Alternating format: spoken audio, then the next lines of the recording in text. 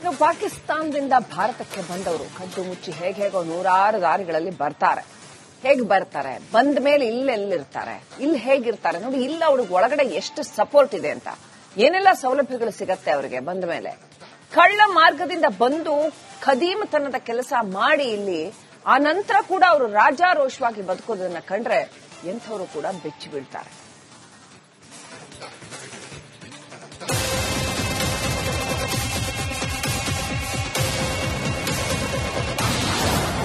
ಭಾರತದಲ್ಲೇ ವಾಸಿಸ್ತಿದ್ರು ಪಾಕಿಸ್ತಾನದ ಜನರು.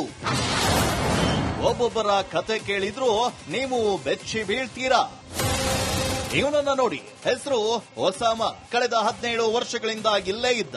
ಇಲ್ಲೇ 10-12ನೇ ತರಗತಿವರೆಗೂ ಓದಿದ್ದ. ಪಡಿತರ ಚೀಟಿ ಇದೆ, ಆಧಾರ್ ಕಾರ್ಡು ಇದೆ, ವೋಟರ್ ಐಡಿಯೂ ಇದೆ. ಇಲ್ಲೇ ಮತವನ್ನ ಕೂಡ ಚಲಾಯಿಸ್ತಾ ಇದ್ದ. ಆದ್ರೆ ಈತ ಪಾಕಿಸ್ತಾನಿ ಪ್ರಜೆ. ಉಗ್ರ ರಾಷ್ಟ್ರದ ಈ ಮಾನವನಿಗೆ ಭಾರತದ ಪ್ರಜೆಗಳಿಗೆ ಸಿಗುವಂತಹ ಸವಲತ್ತುಗಳು ಹೇಗೆ ಸಿಕ್ಕಿತ್ತು ಎನ್ನುವ ಪ್ರಶ್ನೆ ಎಲ್ಲರನ್ನ ಕಾಡ್ತಾ ಇದೆ. ये सरकार से मैं अपील करूंगा कि आप कुछ टाइम की मोहलत दे दें, कुछ हल निकालें, कुछ टाइम की मोहलत दे दें. अब जो फैमिलीज यहाँ पे पिछले 20-30 सालों से रह रही हैं, हमने वोट भी कास्ट किया, हमारे हर एक डॉक्यूमेंट्स यहाँ के बने, आधार कार्ड है, इलेक्शन कार्ड है, राशन कार्ड है, हमारा डोमिसाइल है मेरी यहाँ की, बाकी सारे डॉक्यूमेंट्स मेरे बने. अब मैं यहाँ से कहाँ जाऊंगा. ಮಕ್ಕಳು ಮೊಮ್ಮಕ್ಕಳು ಭಾರತದಲ್ಲೇ ಜನಿಸಿವೆ. 40 ವರ್ಷದಿಂದ ಅಕ್ರಮವಾಗಿ ವಾಸಿಸ್ತಿರೋ ಮಹಿಳೆ. मुझे यहाँ 40 साल हो गए भैया. 40 साल से मैं यहाँ रह रही हूँ. मेरे बच्चे 3 हैं. तीनों की शादियाँ मैंने की हैं. पढ़ा इन्होंने इधर ही है, मोदी नगर में पढ़ा है. बाकी दिल्ली से पढ़ के आए हैं. बाहर है वो फॉरेन एक्सचेंज भेज रहा है इनको. हमारे हर तरफ से इनको फायदे हैं. तो हमने क्या खता की है. ನನಗೆ ಅಪ್ಪ ಅಮ್ಮ ಅಣ್ಣ ತಂಗಿ ಯಾರೂ ಇಲ್ಲ. ಭಾರತದಲ್ಲಿ ಕರಾಚಿ ಮಹಿಳೆಯ ಬೃಹನ್ನಾಟಕ. मुझे 41 साल हो गए हैं यहाँ. ना माँ है, ना बाप है, ना बहन है, ना भाई है. मेरा कोई ठिकाना नहीं. मैं बेसहारा हूँ. 6 ವರ್ಷದ ಹಿಂದೆ ಬಂದೆ. ನನಗೀಗ 2 ಮಕ್ಕಳು. मुजफ्फराबाद की रहने वाली हूँ, लेकिन मेरी शादी बारामूला में हुई है 6 साल पहले. मैं सऊदी अरब थी. सऊदी अरब से मैं यहाँ पर आई हूँ जब मेरे दोनों बच्चे यहीं पैदा हुए हैं. तो ये अभी 40-50 दिन की ही है. ಭಾರತದಲ್ಲಿ ಇದೇ ರೀತಿ ಅದೆಷ್ಟೋ ಪಾಕಿಸ್ತಾನಿಗಳು ವಾಸ ಮಾಡ್ತಾ ಇದ್ದಾರೋ ಏನೋ. ಅವ್ರನ್ನೆಲ್ಲ ಹುಡುಕಿ ದೇಶದಿಂದ ಹೊರಹಾಕೋ ಕೆಲಸ ಆಗ್ಬೇಕಿದೆ. Rajashekhar Jahagirdar, news desk, republic Kannada. 40 ವರ್ಷದಿಂದ ಇದ್ರು ಅಂತಂದ್ರೆ ಏನ್ ಮಾಡ್ತಾ ಇದ್ರು ಅವರು? ಅವ್ರ ಮನೆ ಮಠ ಯಾರು ಕೇಳೋರು ಇಲ್ಲದೆ ಇತ್ತು ಅಂದ್ರೆ ವ್ಯವಸ್ಥೆ ಆಗಿತ್ತು ಅಂತ. ಈಗ ಬಹುಶಃ ಇತಿಹಾಸ ಒಂದು ಮಹತ್ವದ ಕಾಲಘಟ್ಟಕ್ಕೆ ಬಂದು ನಿಂತಿರುವಾಗ ಈಗ ಇಂಥವ್ರನ್ನೆಲ್ಲ ಹುಡುಕಿ ಅಲ್ಲ, ಅವ್ರ ಮಹಿಳೆ ಹೇಳ್ತಾ ಇರೋದು ಸರಿ, ನಮ್ದೇನ್ ತಪ್ಪಿದೆ ಅಂತ ಆಕೆ ಕೇಳ್ತಾ ಇದ್ದಾಳೆ. ಸರಿನೇ, ಅದು ಒಂದು ದೇಶವಾಗಿ ಪಾಕಿಸ್ತಾನ ತನ್ನ ಜನಗಳ ಬಗ್ಗೆ ಯೋಚನೆ ಮಾಡಬೇಕು. ಅವ್ರ ಜನಗಳ ಬಗ್ಗೆ they just don't care at all. ಅಲ್ಲ, ಭಾರತ ಯಾವಾಗ್ಲೂ ಅತಿಥಿ ದೇವೋ ಭವ ಅಂತೆ.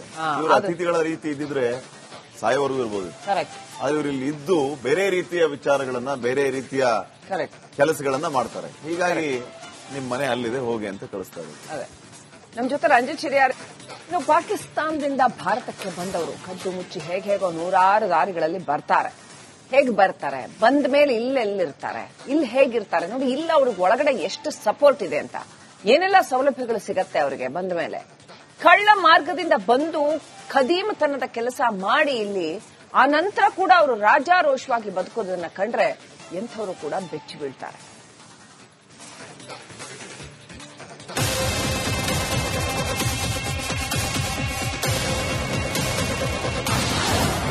ಭಾರತದಲ್ಲೇ ವಾಸಿಸ್ತಿದ್ರು ಪಾಕಿಸ್ತಾನದ ಜನರು.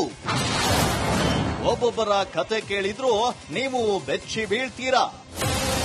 ಇವನನ್ನ ನೋಡಿ, ಹೆಸರು ಒಸಾಮ. ಕಳೆದ 17 ವರ್ಷಗಳಿಂದ ಇಲ್ಲೇ ಇದ್ದ. ಇಲ್ಲೇ 10-12ನೇ ತರಗತಿವರೆಗೂ ಓದಿದ್ದ. ಪಡಿತರ ಚೀಟಿ ಇದೆ, ಆಧಾರ್ ಕಾರ್ಡು ಇದೆ, ವೋಟರ್ ಐಡಿಯೂ ಇದೆ. ಇಲ್ಲೇ ಮತವನ್ನ ಕೂಡ ಚಲಾಯಿಸ್ತಾ ಇದ್ದ. ಆದ್ರೆ ಈತ ಪಾಕಿಸ್ತಾನಿ ಪ್ರಜೆ.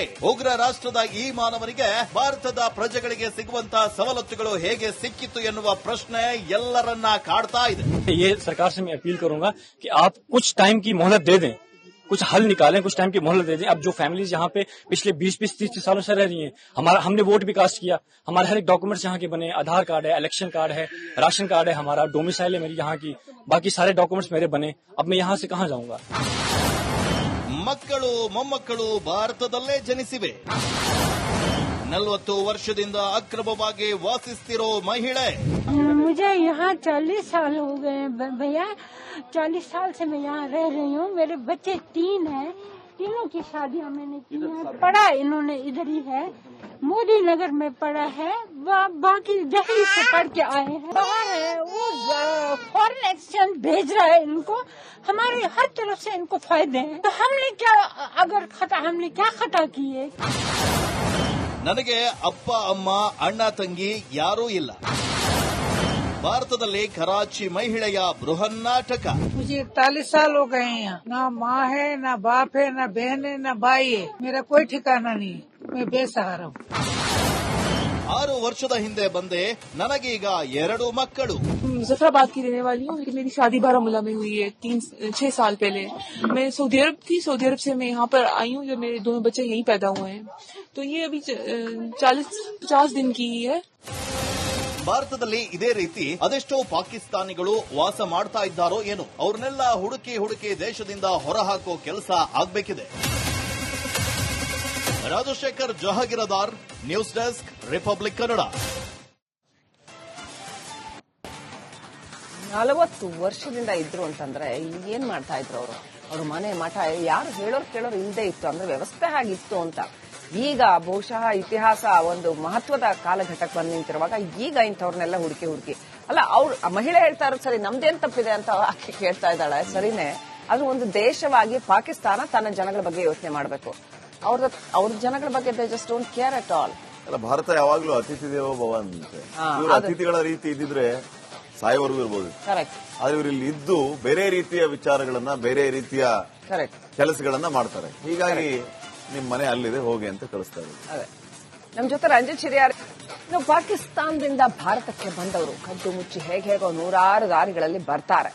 ಹೇಗ್ ಬರ್ತಾರೆ, ಬಂದ ಮೇಲೆ ಇಲ್ಲೆಲ್ಲಿರ್ತಾರೆ, ಇಲ್ಲಿ ಹೇಗಿರ್ತಾರೆ ನೋಡಿ. ಇಲ್ಲ ಅವ್ರಿಗೆ ಒಳಗಡೆ ಎಷ್ಟು ಸಪೋರ್ಟ್ ಇದೆ ಅಂತ, ಏನೆಲ್ಲ ಸೌಲಭ್ಯಗಳು ಸಿಗತ್ತೆ ಅವರಿಗೆ ಬಂದ ಮೇಲೆ. ಕಳ್ಳ ಮಾರ್ಗದಿಂದ ಬಂದು ಖದೀಮತನದ ಕೆಲಸ ಮಾಡಿ ಇಲ್ಲಿ ಆ ನಂತರ ಕೂಡ ಅವರು ರಾಜಾರೋಷವಾಗಿ ಬದುಕೋದನ್ನ ಕಂಡ್ರೆ ಎಂಥವರು ಕೂಡ ಬೆಚ್ಚಿ ಬೀಳ್ತಾರೆ.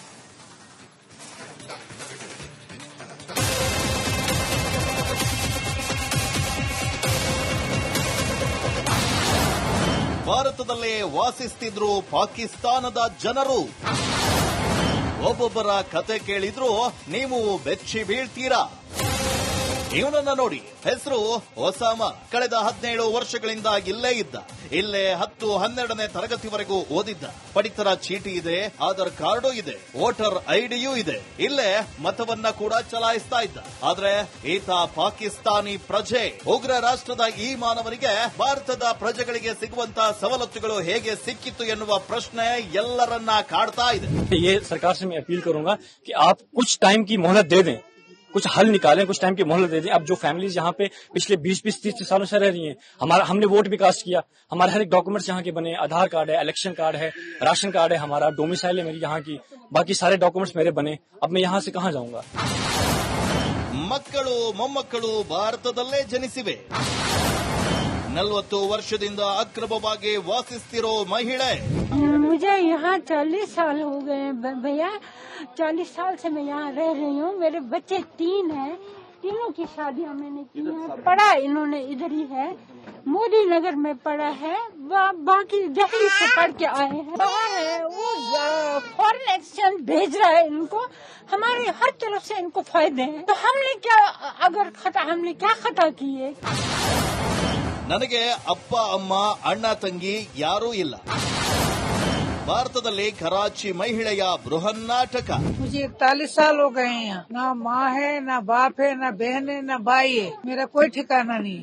मैं बेसहारा हूँ. 6 ವರ್ಷದ ಹಿಂದೆ ಬಂದೆ. ನನಗೀಗ 2 ಮಕ್ಕಳು. जफराबाद की रहने वाली हूँ, लेकिन मेरी शादी बारामूला में हुई है 6 साल पहले. मैं सऊदी अरब थी. सऊदी अरब से मैं यहाँ पर आई हूँ. जब मेरे दोनों बच्चे यहीं पैदा हुए हैं. तो ये अभी 40-50 दिन की ही है.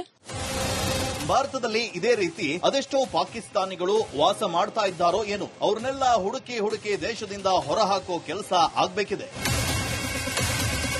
Rajashekhar Jahagirdar, news desk, republic Kannada.